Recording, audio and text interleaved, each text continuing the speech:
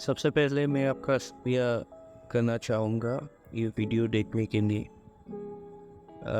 आज मैं टॉपिक के ऊपर बात करना चाहता हूँ कि 1947 के बाद इतनी पॉपुलर और इतनी बार विक्ट्री गेन करने वाली पार्टी 2014 के बाद इतनी कमज़ोर कैसे पड़ गई। बीजेपी को बहुत सारे लोग रेसिस्ट भी कहते हैं और बहुत सारी बातें करते हैं, लेकिन फिर भी ये पार्टी लोगों की पसंद बन के कैसे उभर आई। मैं इस वीडियो में इसके बारे में बात करना चाहूँगा। आशा करता हूँ कि आपके पास थोड़ा समय हो। ऑडियो क्वालिटी थोड़ी बुरी है, इतनी अच्छी नहीं है। आई अंडरस्टैंड, मैं इसको इम्प्रूव करने की कोशिश कर रहा हूँ। इन फ्यूचर शायद मैं आपके लिए और अच्छी क्वालिटी वाली ऑडियो ला सकूँ। But that being said, I hope कि आप अंडरस्टैंड करोगे। तो चलिए वीडियो को शुरू करते हैं। मैं जो कहना चाहता हूँ मैं शुरू करता हूँ। भारत ऐसा देश नहीं है जहाँ पे लोग इलेक्शन को लेके एक्सपेरिमेंट करते हों। अनलाइक यूएसए, जहाँ पे आपको एक राइट विंग प्रेसिडेंट के बाद एक लेफ्ट विंग प्रेसिडेंट दिख जाए। हमारे यहाँ कोई एक प्राइम मिनिस्टर बूढ़ा जब तक नहीं हो जाता तो वो कुर्सी पे टिका रहता है। 1947 से कांग्रेस की सरकार ही जीतती आई है और मेजॉरिटी में उनकी सरकार ही कमान संभालती रही। लेकिन क्या हुआ 2014 के बाद जो लोग बीजेपी को इतना पसंद करने लगे।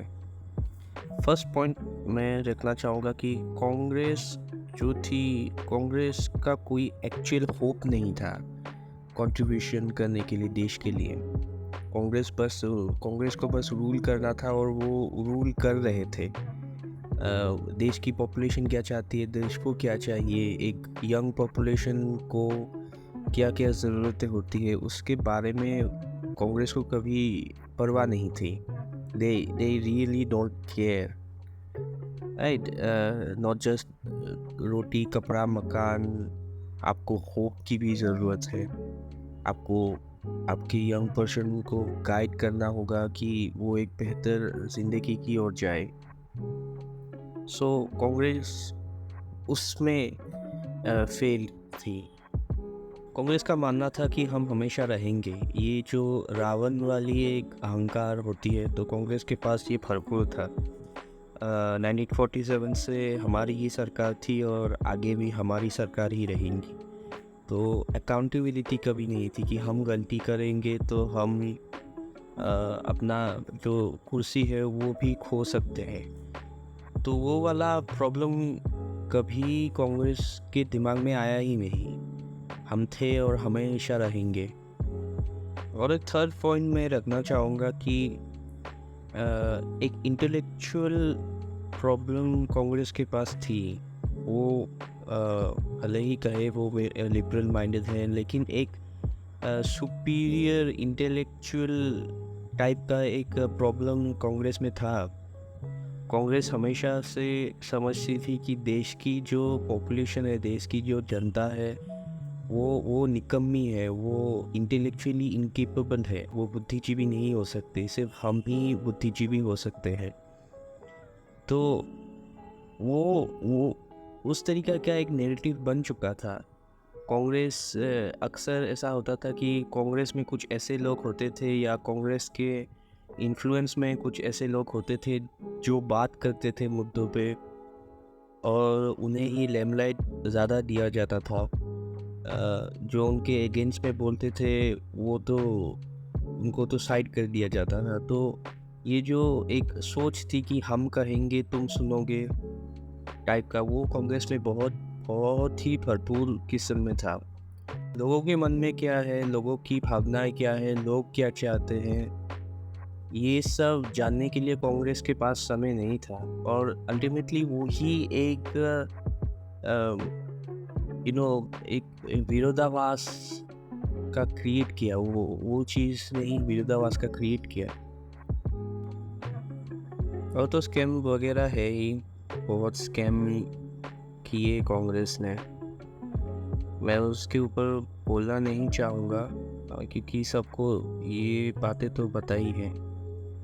तो आप एक तरफ से लोगों को आशा भी नहीं दे रहे एक बेहतर भविष्य का, और आप ये सब कांड करके लोगों की जो आशाएं है उसे भी धकेल रहे हो। तो अल्टीमेटली आपको तो गिरना ही था, और आप गिरे भी बहुत बुरी तरह। फॉर्चुनेटली बीजेपी इन चीज़ों को नोटिस कर रही थी।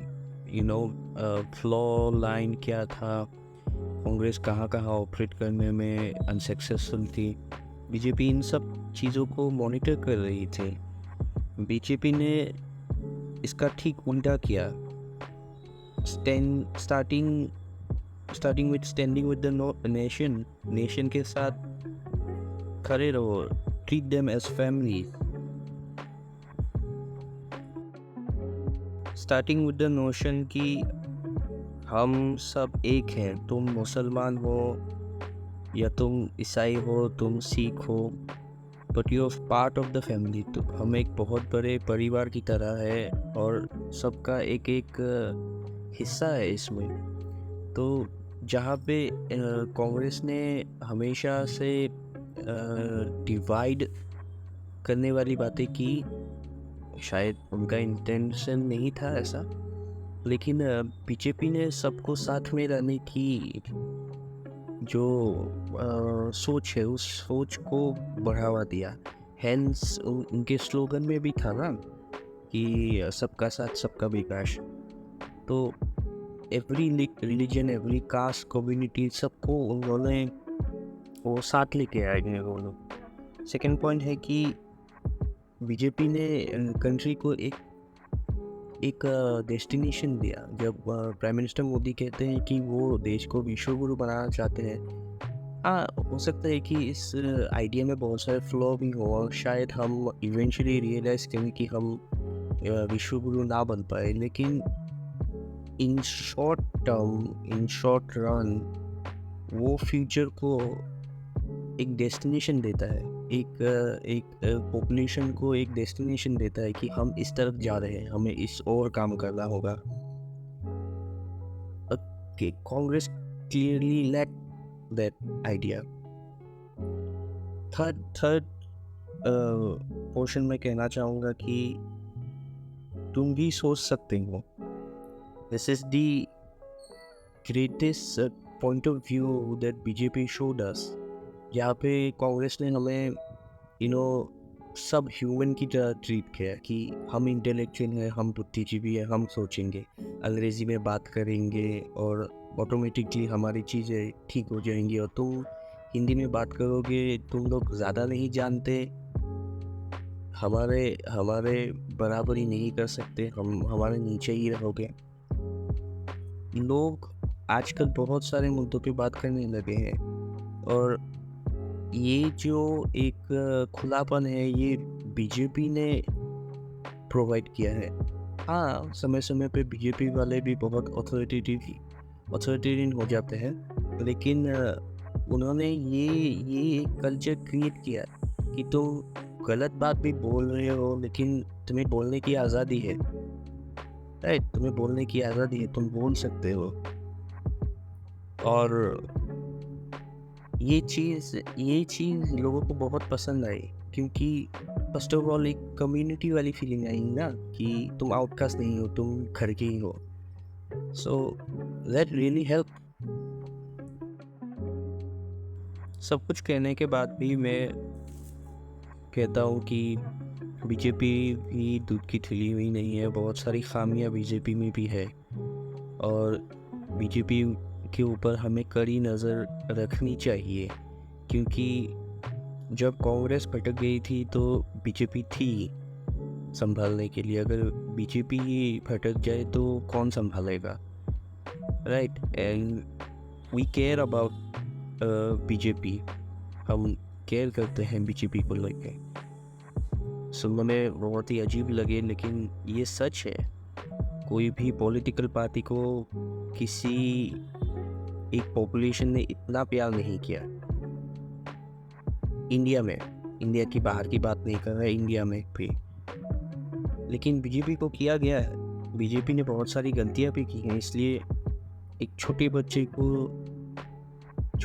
के ऊपर जैसे हम एक नज़र रखते हैं, इसलिए नहीं कि अ, हम उस पे भरोसा नहीं करते, बल्कि इसीलिए कि हम चाहते हैं कि वो और भी उभर के आए और भी अच्छा हो।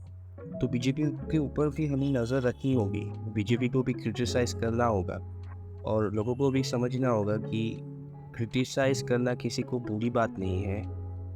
हाँ, वो अलग है किसी को उल्टा-सीधा गाली बकना, वो गलत बात है, लेकिन क्रिटिसिज़्म इज़ नेसेसरी ताकि हम बीजेपी को लाइन में रख सकते हैं। और जब तक वो पटरी पे रहेंगे, वो भटके ना, वो देश के लिए काम करेंगे, वरना उन्हें कांग्रेस बनने में ज़्यादा देर नहीं लगेगी। तो यही बातें मैं कहना चाहता था, ये सब पॉइंट में पर मैं कहना चाहता था। अब तो इलेक्शन भी आ रहा है, देखते ही क्या होता है। बीजेपी के खिलाफ तो बहुत बड़ी मोर्चा खुली गई है। I think my personal believe is कि बीजेपी कमबैक करेगी। बीजेपी को इस समय पे रोकना बहुत मुश्किल है, बहुत ही मुश्किल है। आई रियली होप कि चीज़ें और भी अच्छी हो as an Indian. Thank you, thank you.